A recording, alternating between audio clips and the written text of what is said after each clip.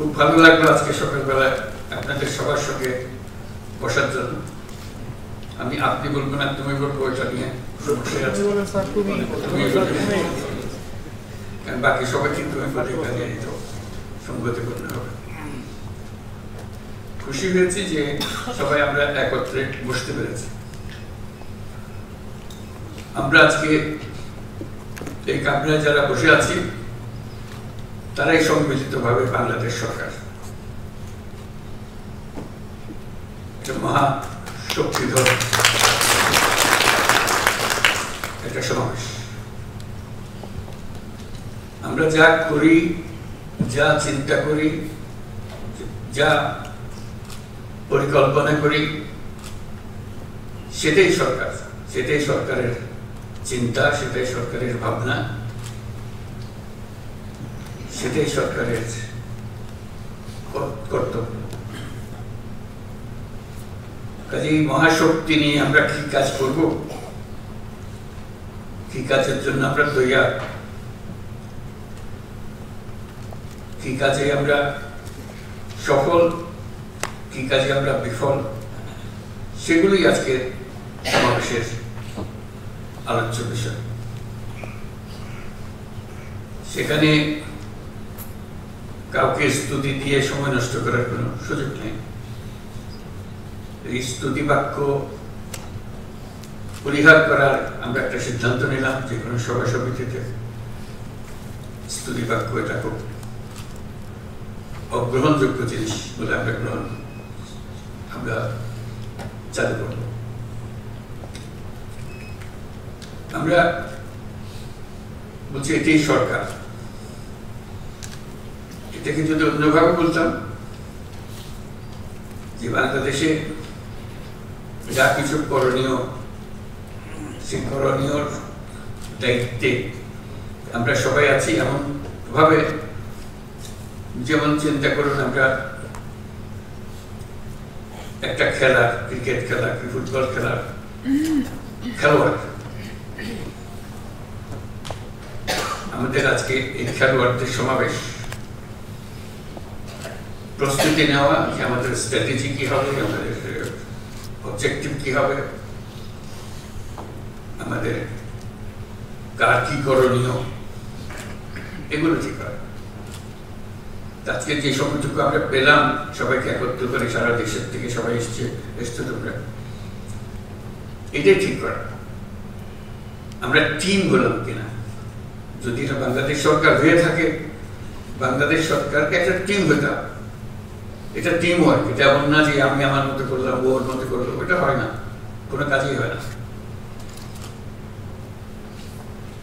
Team গঠনের জন্য যখন একত্র হয় তখন টিমের কি কার করণীয় সেগুলো নিয়ে আলোচনা, কার ঘাটতি আছে, কাকে তোমার কারণে আমারটা নষ্ট হচ্ছে। খেলা হলো একটা সামগ্রিক জিনিস। একজনের ভুল কাজে পুরো টিম তার সাফল্য থেকে বঞ্চিত হয়। কাজে আমরা কেউ যেন এমন কোনো ভুল কাজ না করি যাতে করে পুরো টিমের সাফল্য ব্যাহত হয়, আমাদের গন্তব্যে পৌঁছা ব্যাহত হয়। এটা নিয়ে আমাদের আলোচনা, আমরা কি করছি। আমরা সরকার গঠনের পর থেকে এখন 6 মাস চলে গেল। এটাকে আমি বলছিলাম যে এটা আমাদের প্রথম পর্ব। আয়োজন করার জন্য যে সময় লাগে, অনেক ভুলভ্রান্তি হয়েছে আয়োজনের সময়, এখন সেগুলো ঠিকঠাক করে আমরা পুরো খেলার জন্য এখন প্রস্তুত। সেই প্রস্তুতিটা আমাদের হলো কিনা, না হলে কি কি ঘাটতি আছে সেগুলো ঠিক করা।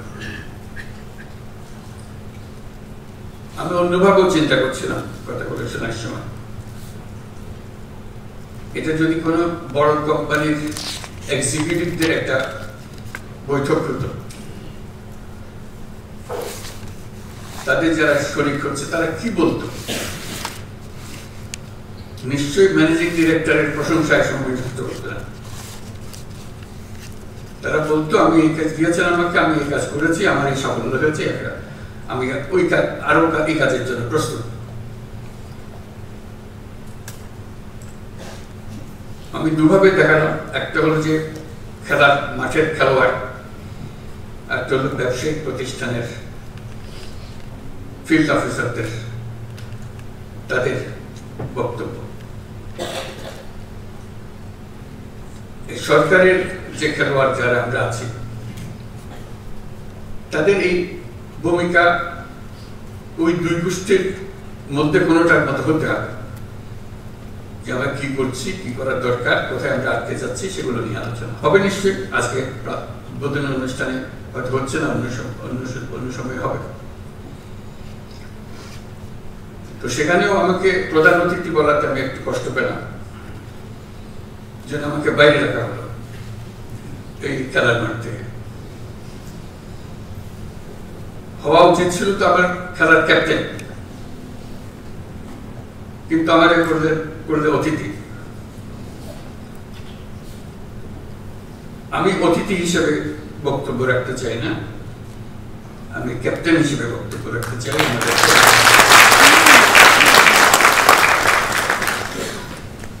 কাজ কি আমাদের একেবারে হাতে গোনা মাপা জিনিস। এটা নিত্য নৈমিত্তিক একটা নতুন কিছু আসে তা না, একই জিনিস বারে বারে আসছে, বিভিন্ন ভঙ্গিতে আসছে। সেগুলো আমরা কে কিভাবে করছি, কি হলে আরো ভালো হতো, কোঅর্ডিনেশনটা কিভাবে হতো, ক্যাপ্টেনের সিগন্যালটা কিভাবে ফিল্ডে যেত, গেলে ভালো হতো, এগুলো নিয়ে আলোচনা। আমরা যেহেতু এমন পরিস্থিতি এসেছি, এটা ল অ্যান্ড অর্ডার, একটা শান্তি শৃঙ্খলা বজায় একটা মস্ত বড় ইস্যু হয়ে গেল। এটাতে আমরা কি পরিমাণ অগ্রসর হলাম, কি করণীয় আমাদের, এটা একটা 1 নম্বর বিবেচ্য বিষয় আমাদের ল অ্যান্ড অর্ডার।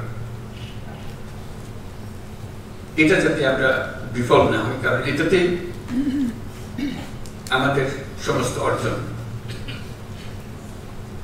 সফলভাবে অর্জন করতে পারে অথবা বিফলতায় পর্যবসিত হতে পারে। সেটা কি কোঅর্ডিনেশন হলে, কিভাবে হলে, এটা নিয়ে এই সম্মেলনে আলোচনা হোক। ফিরে যাওয়ার পরে যেন এটা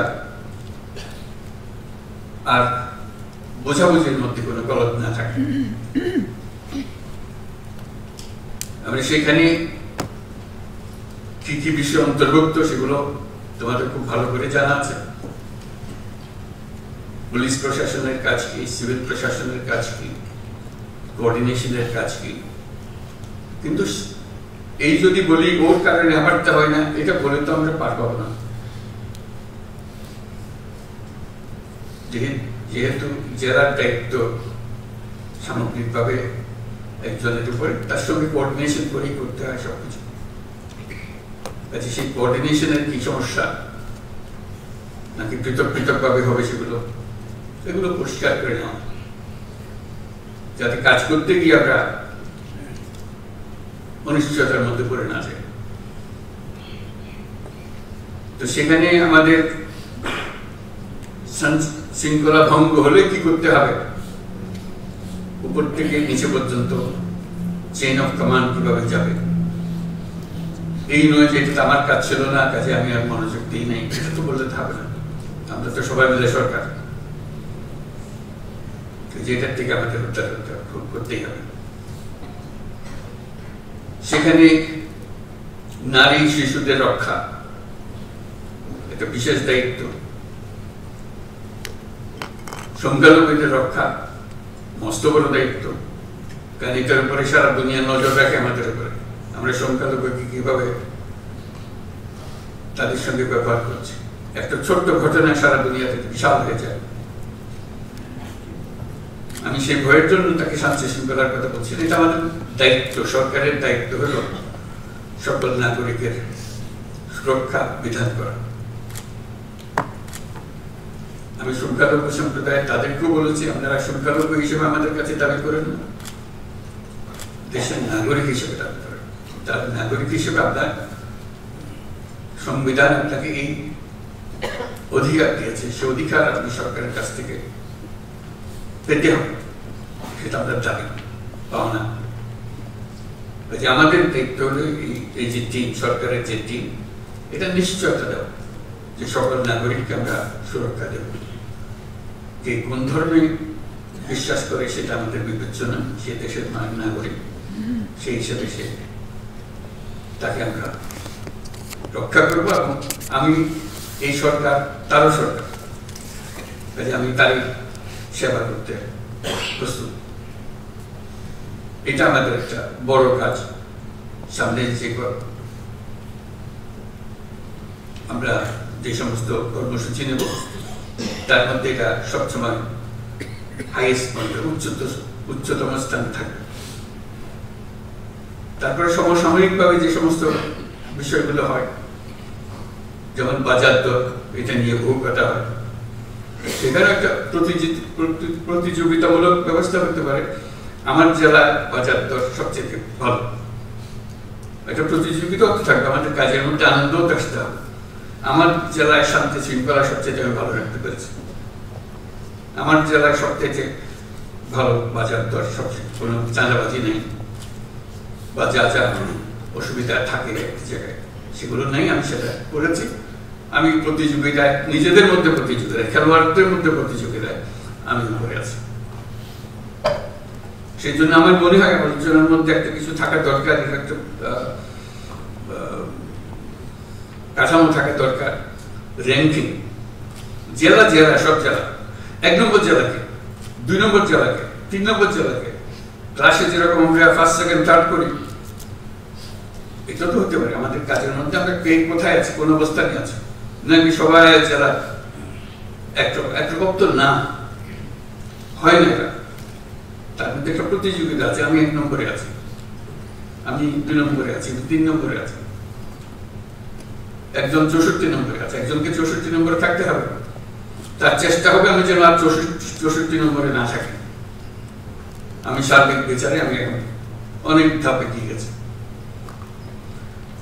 এই র্যাঙ্কিংটা থাকলে নিজেদের মধ্যে আনন্দ হয়।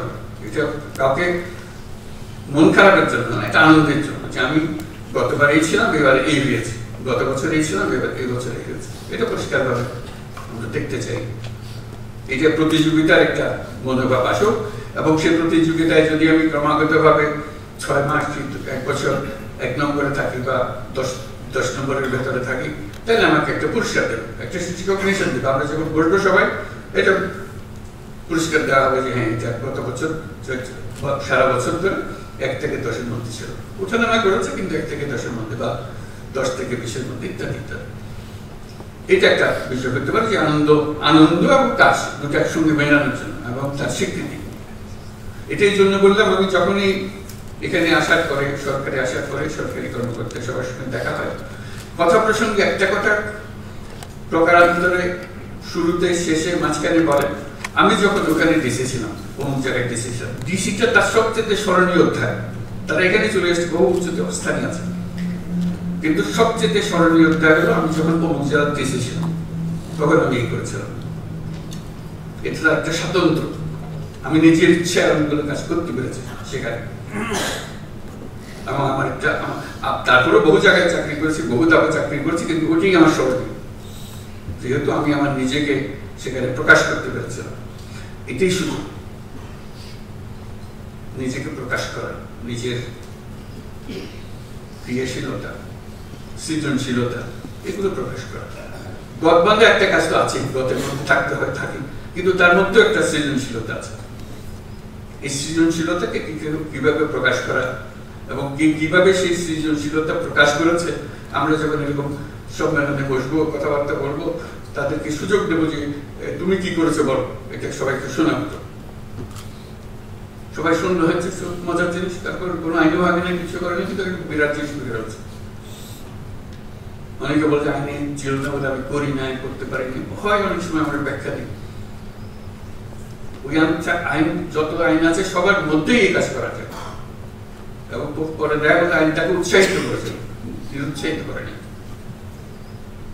ওই জিনিসটা দিকে খেয়াল রাখা, যে আমাদের এই জেলায় আমাদের যে সময়টুকু, সেই সময়টুকু যতটুকুই হোক একটা স্বল্প সময়, আমার কর্মজীবনের একটা স্বল্প সময়, কিন্তু যে বললাম এটা স্মরণীয় অধ্যায় হতে পারে যদি আমরা করতে চাই, যার যার মধ্যে করতে চাই।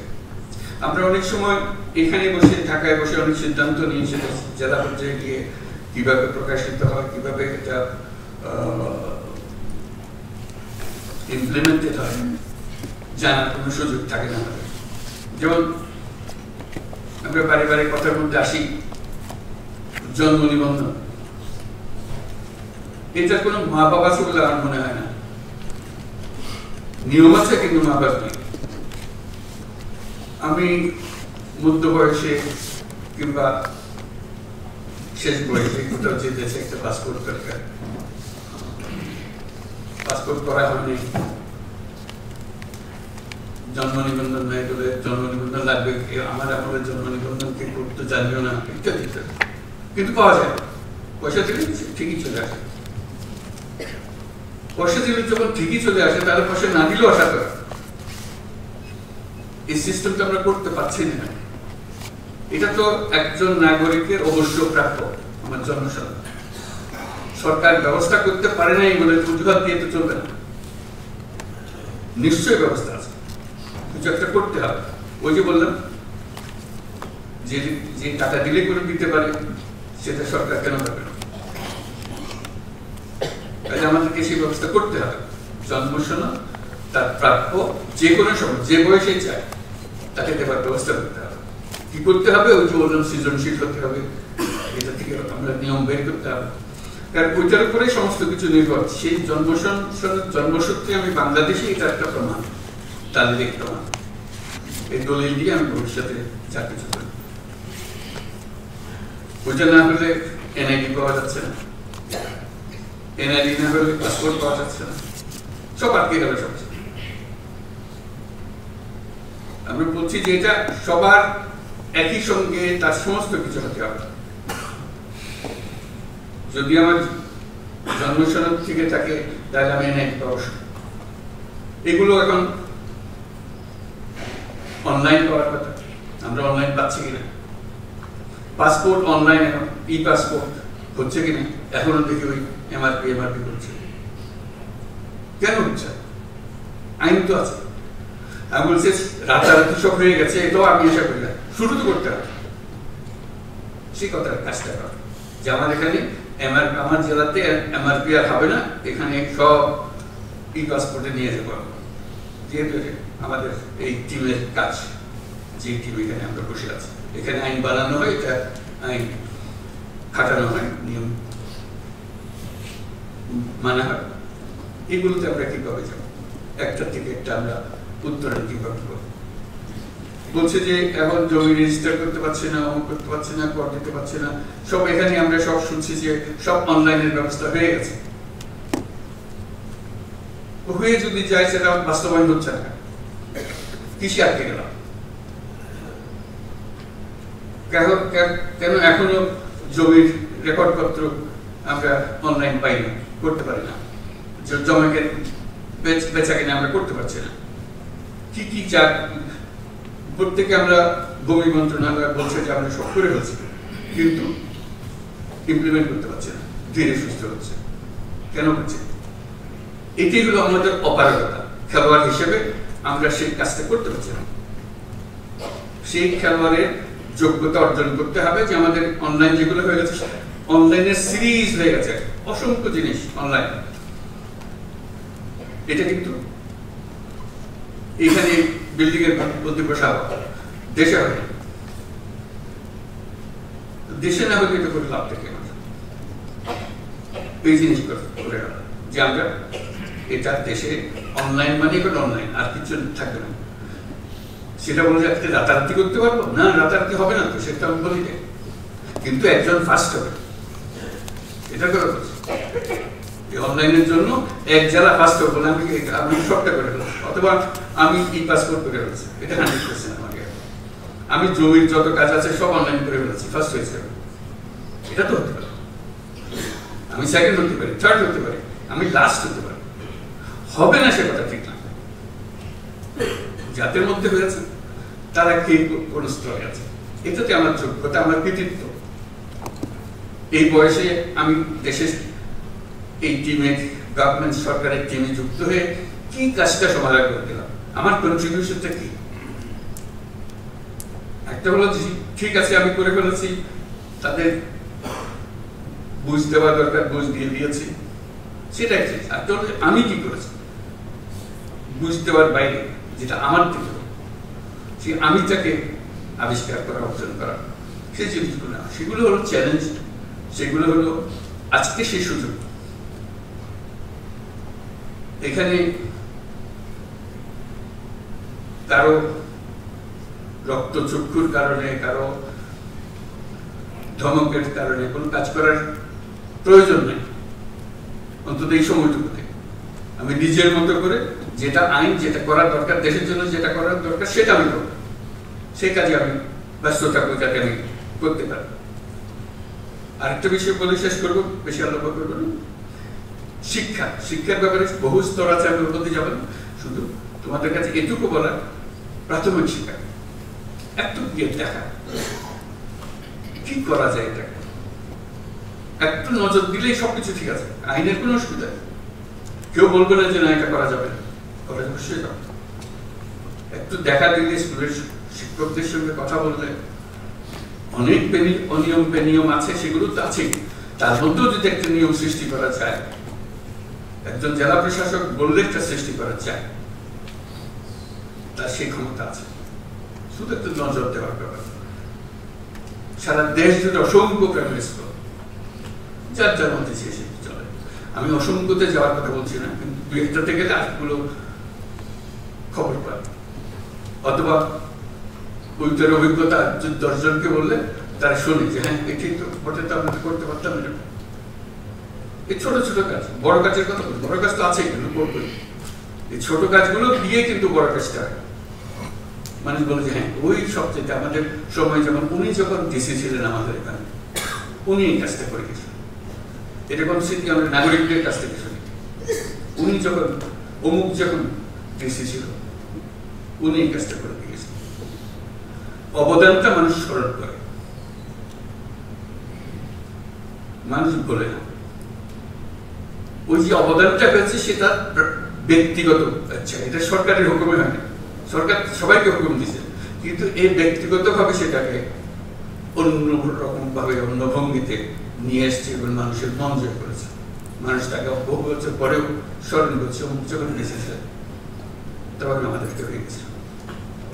তো সেটি আমাদের সুযোগ। এই যে আমরা অন্তর্বর্তীকালীন সময় আছি, এটা একটা মস্ত বড় সুযোগ।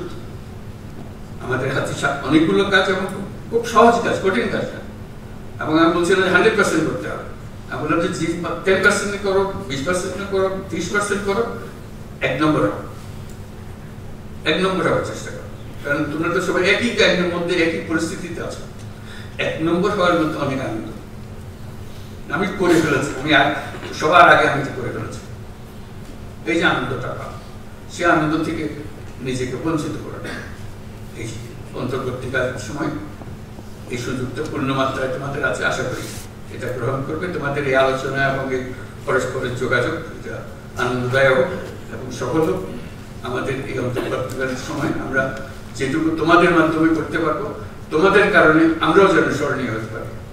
ওনাদের সময় ডিসি সাহেব এইগুলো কাজগুলো আমাদের করে দিয়ে গেছিলেন, পড়াশোনা করেন। এই কথা বললে তোমার মনে হবে হ্যাঁ আমাদের মনে, আমরা ওটুকু বলার কারণে আমরা করি নাই, কিন্তু বলেছি, বলার কারণে কাজটা পেয়েছে। এগুলো যেন আমরা করতে পারি। আমরা আরেকটা কথা, পাসপোর্টের কথা বলতে মনে হলো, পাসপোর্ট করতে হলে পুলিশ ভেরিফিকেশন লাগে। আমি জিজ্ঞেস করতে আরম্ভ করলাম, অনেকেও হয়তো আগ্রহ করেছে, কারণটা পাসপোর্ট তো আমার নাগরিক অধিকারের একটা অধিকার। আমি চোর না ডাকাত না কি, সেটা ভিন্নভাবে পুলিশ আমার বিচার করবে, কিন্তু আমাকে যে জন্ম সনদ দিয়েছে সেটাও কোনো পুলিশ ভেরিফিকেশন দিয়ে করেনি। আমাকে এনআইডি দিয়েছেন, সেটাও কোনো পুলিশ ভেরিফিকেশনের জন্য অপেক্ষা করতে হবে। নাগরিক হিসাবে পেয়েছি, এই দেশের নাগরিক। পাসপোর্টও এই দেশের নাগরিকের একটা পরিচয়পত্র, এখানে পুলিশ ভেরিফিকেশন জন্য লাগবে। আমরা আইন করে দিয়েছি এখন থেকে পুলিশ ভেরিফিকেশন লাগবে না। সে কথাটা তারিখ দেখে মনে হলো এটা পৌঁছে নাই, পৌঁছতে তো এটা হ্যাঁ আমরা জানি, এটা আবার বলার দরকার। আমার বলার কারণে তারিখ দেওয়ার অর্থ হলে যে সুন্দর কাজ হয়েছে, তো তার মানে এই কথা পরে পৌঁছে, অথচ আমরা এখানে সিদ্ধান্ত নিয়ে বসে আছি। কিছুদিন আগে। এই যে দূরত্ব, এটাও যেন না, এগুলোর কোনো কারণ নেই। বিনা কারণে মানুষ হয়রানি করা, হয়রানি করাটাই যেন আমাদের ধর্ম। সরকার মানে মানুষকে হয়রানি করা, এটার থেকে উঠে গেল। সরকার ভিন্ন জিনিস, আপনার অধিকার, আপনার অধিকারগুলো আপনার দরজায় পৌঁছিয়ে দেওয়া আমাদের কাজ, এটাই যেন আমরা স্মরণ করি। তো সবাইকে ধন্যবাদ, এখানে আমি শেষ করলাম। খবরের কাগজ, নিখাত, নির্ভীক, নিরপেক্ষ।